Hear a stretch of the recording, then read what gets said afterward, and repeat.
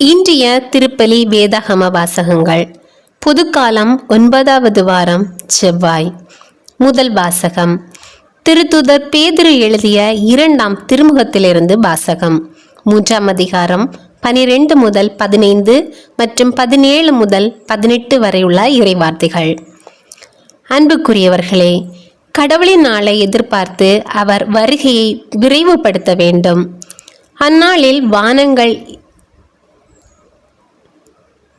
எரிந்தழிந்து பஞ்சபூதங்கள் வெந்துருகி போகும். அவர் வாக்களித்தபடியே நீதி குடிகொண்டிருக்கும். புதிய விண்ணுலகும் புதிய மண்ணுலகும் வரும் என நாம் எதிர்பார்த்து கொண்டிருக்கிறோம். ஆகவே அன்பார்ந்தவர்களே, இவற்றை எதிர்பார்த்திருக்கும் உங்களை அவர் மாசு மறுவற்றவர்களாய் நல்லுறவு கொண்டவர்களாய் காணும் வகையில் முழு முயற்சி செய்யுங்கள். நம் ஆண்டவரின் பொறுமையை மீட்பு என கருதுங்கள். அன்பார்ந்தவர்களே, நீங்கள் இவற்றையெல்லாம் ஏற்கனவே அறிந்திருக்கிறீர்கள். கட்டுப்பாடற்றவர்களின் தவறான வழிகளால் கவர்ந்தெழுக்கப்பட்டு உங்கள் உறுதி நிலையினின்று விழுந்து விடாதபடி கவனமாயிருங்கள். நம் ஆண்டவரும் மீட்பருமான இயேசு கிறிஸ்துவின் அருளிலும் அறிவிலும் வளர்ச்சி அடையுங்கள். அவருக்கே இன்றும் என்றென்றும் மாட்சி உரித்தாகுக. ஆமேன். இது ஆண்டவர் வழங்கும் அருள்வாக்கு. இறைவா, உமக்கு நன்றி. பதிலுரை பாடல். பல்லவி. என் தலைவரே, தலைமுறை தோறும் நீரே எங்கள் புகலிடம். மலைகள் தோன்றும் முன்பே, நிலத்தையும் உலகையும் நீர் உருவாக்கும் முன்பே, ஊழி காலமாய் உள்ள இறைவன் நீரே. பல்லவி. என் தலைவரே, தலைமுறை தோறும் நீரே எங்கள் புகலிடம். மனிதரை புழுதிக்கு திரும்பிட செய்கின்றீர். மானிடரே, மீண்டும் புழுதியாகுங்கள் என்கின்றீர். ஏனெனில் 1000 ஆண்டுகள் பார்வையில் கடந்து போன நேற்றைய நாள் போலவும் இரவின் ஒரு சாமம் போலவும் உள்ளன. பல்லவி. என் தலைவரே, தலைமுறை தோறும் நீரே எங்கள் புகலிடம். எங்கள் வாழ்நாள் 70 ஆண்டுகளே. வலிமை மிகுந்தோர்க்கு 80. அவற்றில் பெருமைக்கு உரியன துன்பமும் துயரமுமே. அவை விரைவில் கடந்து விடுகின்றன, நாங்களும் பறந்து விடுகின்றோம். பல்லவி. என் தலைவரே, தலைமுறை தோறும் நீரே எங்கள் புகலிடம். காலை தோறும் உமது பேரன்பால் எங்களுக்கு நிறைவழியும். அப்பொழுது வாழ்நாளெல்லாம் நாங்கள் களி கூர்ந்து மகிழ்வோம். அடியார் மீது செயலும் அவர் தம் மைந்தர் மீது உமது மாட்சியும் விளங்கச் செய்யும். பல்லவி. என் தலைவரே, தலைமுறை தோறும் நீரே எங்கள் புகலிடம். நற்செய்தி வாசகம். மார்க்கு எழுதிய நற்செய்தியிலிருந்து வாசகம். 12ஆம் அதிகாரம் 13 முதல் 17 வரை உள்ள இறைவார்த்தைகள். அக்காலத்தில் பரிசேயர் இயேசுவை அவருடைய பேச்சில் சிக்க வைக்க ஏரோதியர் சிலரை அவரிடம் அனுப்பி வைத்தனர். அவர்கள் அவரிடம் வந்து, போதகரே, நீர் உண்மையுள்ளவர், ஆள் பார்த்து செயல்படாதவர், எவரையும் பொருட்படுத்தாமல் கடவுளின் நெறியை உண்மைக்கு ஏற்ப கற்பிப்பவர் என்பது எங்களுக்கு தெரியும். சீசருக்கு வரி செலுத்துவது முறையா இல்லையா? நாங்கள் செலுத்தட்டுமா வேண்டாமா என்று கேட்டார்கள். அவர் அவர்களுடைய வெளி வேடத்தை புரிந்து கொண்டு, ஏன் என்னை சோதிக்கிறீர்கள்? என்னிடம் 1 தெனாரியம் கொண்டு வாருங்கள், நான் பார்க்க வேண்டும் என்றார். அவர்கள் அதை கொண்டு வந்தார்கள். இயேசு அவர்களிடம், இதில் பொறிக்கப்பட்டுள்ள உருவமும் எழுத்தும் யாருடையவை என்று கேட்டார். அவர்கள் அவரிடம், சீசருடையவை என்றார்கள். அதற்கு இயேசு அவர்களை நோக்கி, சீசருக்கு உரியவற்றை சீசருக்கும் கடவுளுக்கு உரியவற்றை கடவுளுக்கும் கொடுங்கள் என்றார். அவர்கள் அவரை குறித்து வியப்படைந்தார்கள். இது கிறிஸ்து வழங்கும் நற்செய்தி. கிறிஸ்துவே, உமக்கு புகழ். இன்றைய இறைவாக்குத்துகள். போதகரே, நீர் உண்மையுள்ளவர், ஆள் பார்த்து செயல்படாதவர். மார்க்கு 12ஆம் அதிகாரம் 14ஆம் வசனம். இன்றைய இறைவாக்குத்துகள். போதகரே, நீர் உண்மையுள்ளவர், ஆள் பார்த்து செயல்படாதவர். மார்க்கு 12ஆம் அதிகாரம் 14ஆம் வசனம். இன்றைய சிறிய வழி ஜெபம். சூழ்ந்து என்னை பாதுகாக்கும் இறைவா, இன்று சூழ்ந்திருப்பவருக்கு நன்மை செய்ய நல்மனம் தர மன்றாடுகிறேன். ஆமேன். இன்றைய சிறிய வழி ஜெபம். சூழ்தல். சூழ்ந்து என்னை பாதுகாக்கும் இறைவா, இன்று சூழ்ந்திருப்பவருக்கு நன்மை செய்ய நல்மனம் தர மன்றாடுகிறேன். ஆமேன். இன்றைய துதி. ஐயா, தாவீதின் மகனே, எனக்கு இரங்கும் என்று கேட்கும்போது உமது இரக்கத்தை காண்பித்த இயேசுவே, உம்மை துதிக்கிறேன். மத்தேயு 15ஆம் அதிகாரம் 22ஆம் வசனம். இன்றைய துதி. ஐயா, தாவீதின் மகனே, எனக்கு இரங்கும் என்று கேட்கும்போது உமது இரக்கத்தை காண்பித்த இயேசுவே, உம்மை துதிக்கிறேன். மத்தேயு 15ஆம் அதிகாரம் 22ஆம் வசனம். ஜெபம். ஆண்டவரே, இயேசுவே, உண்மையின் ஊற்றானவரே, உம்மை போற்றுகிறேன். நேர்மையானவரே, நேரிய உள்ளத்தவரை விரும்புபவரே, உம்மை ஆராதிக்கிறேன்.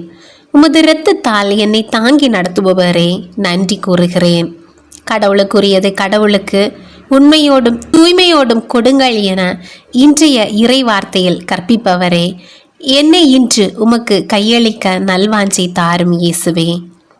உமக்கு உகந்ததாய் தர என்னிடம் ஒன்றும் இல்லையே. என் உடைந்த குற்றமுணர்ந்த ஆன்மாவை தருகின்றேன். நீரே எதிர்காலத்தை காண்கிறீர்.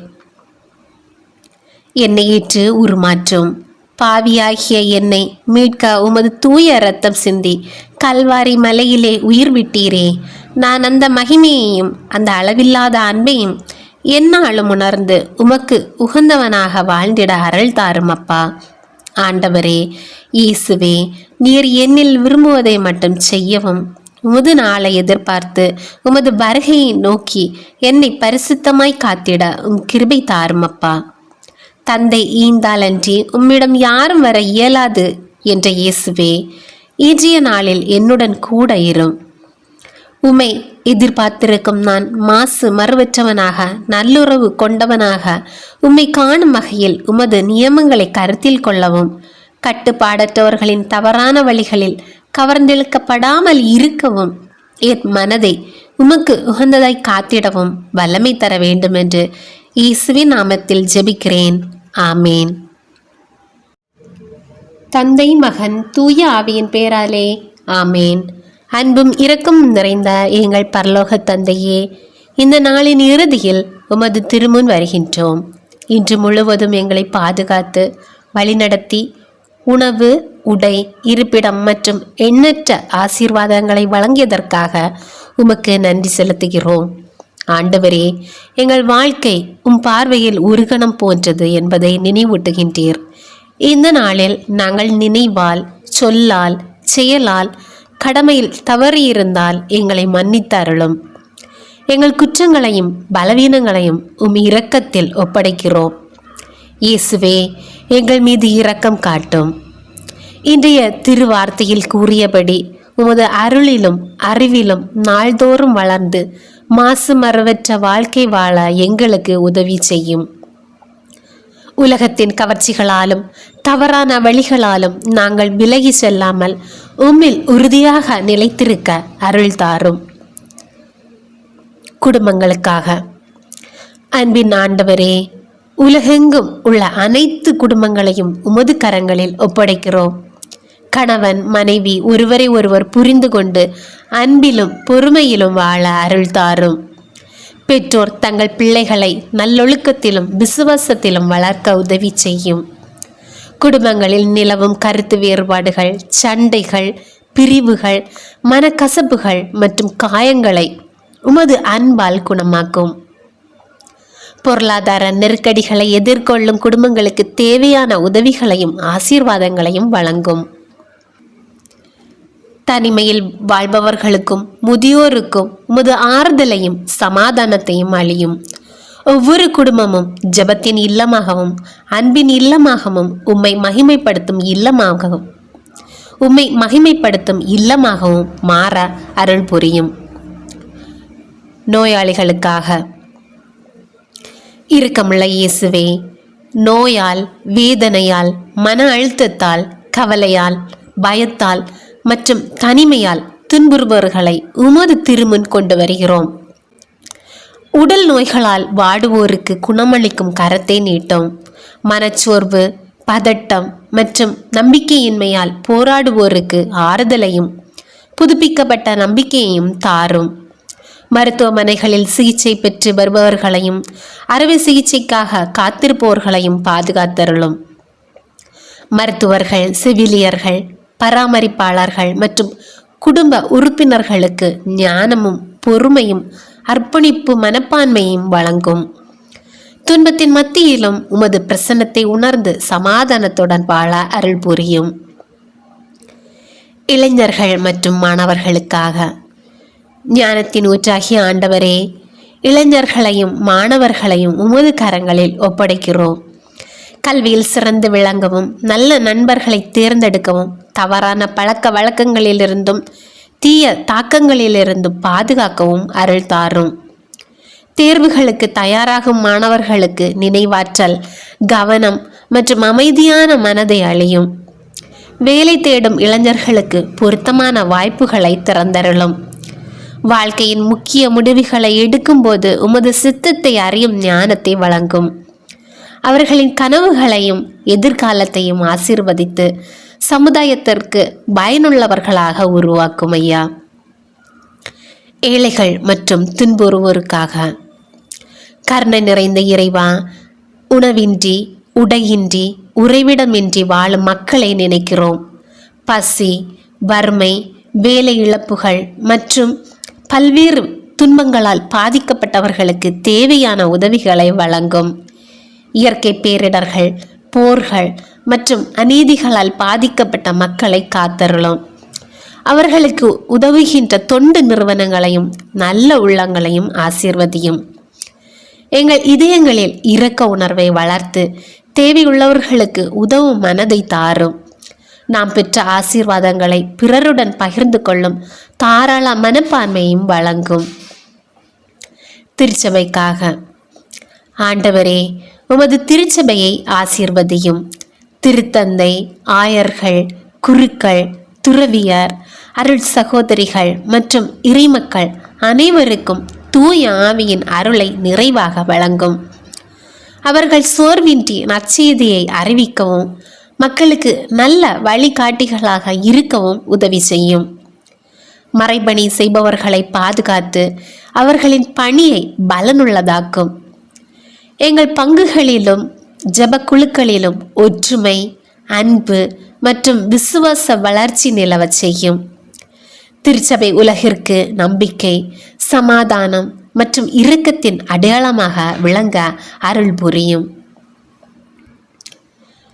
உலக சமாதானத்திற்காக சமாதானத்தின் அரசரே, போரினாலும் வன்முறையினாலும் துன்புறும் நாடுகளையும் மக்களையும் உமது கரங்களில் ஒப்படைக்கிறோம். வெறுப்பு அன்பாகவும், பழிவாங்குதல் மன்னிப்பாகவும், அநீதி நீதியாகவும் மாற அருள் தாரும். உலக நாடுகளின் தலைவர்களுக்கு ஞானம், நேர்மை மற்றும் மக்களின் நலனுக்காக செயல்படும் மனதை வழங்கும். குடும்பங்களிலும் சமூகங்களிலும் பணியிடங்களிலும் மற்றும் நாடுகளுக்கு இடையிலும் சமாதானம் நிலவச் செய்யும். ஒவ்வொருவரும் ஒருவரை ஒருவர் மதித்து அன்போடு வாழ அருள் புரியும். மறைந்த ஆண்மக்களுக்காக இரக்கமிக்க தந்தையே, எங்கள் குடும்பத்தார், நண்பர்கள், உறவினர்கள் மற்றும் மறைந்த அனைத்து விசுவாசிகளின் ஆன்மாக்களையும் உமது அன்பின் கரங்களில் ஒப்படைக்கிறோம். அவர்களுடைய குற்றங்களையும் குறைகளையும் மன்னித்து நித்திய ஒளியையும் இளைப்பாறுதலையும் அருளும். துக்கத்தில் இருக்கும் குடும்பங்களுக்கு ஆறுதலும் நம்பிக்கையும் தாரும். உயிர்த்தெழுதலின் வாக்குறுதியை நினைத்து நாங்கள் உறுதியாக வாழ உதவி செய்யும். ஒரு நாள் உமது விண்ணக மகிமையில் அனைவரும் ஒன்றித்து உம்மை என்றென்றும் துதிக்கும் பேற்றை எங்களுக்கு அருளும். நித்திய இளைப்பாறுதலை அவர்களுக்கு கொடுத்தருளும் ஆண்டவரே. அணையா ஒளி அவர்கள் மேல் பிரகாசிப்பதாக. அவர்கள் சமாதானத்தில் இளைப்பாறட்டும். ஆமேன்.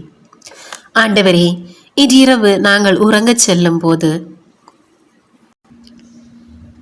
எங்கள் வீடுகளை பாதுகாத்தருளும். தீமை, விபத்து, நோய், பயம் ஆகியவற்றிலிருந்து எங்களை காத்தருளும். உமது தூதர்களை அனுப்பி எங்களை சுற்றிலும் காவலாய் நிறுத்தும். நாளை ஒரு புதிய நாளை உம்மோடு தொடங்கும் அருளை எங்களுக்கு வழங்கும். என் தலைவரே, தலைமுறை தோறும் நீரே எங்கள் புகலிடம். உமது பேரன்பில் நாங்கள் அமைதியுடன் உறங்குகிறோம். எங்கள் ஆண்டவராகிய இயேசு கிறிஸ்துவின் வழியாக இதனை மன்றாடுகிறோம். ஆமேன்.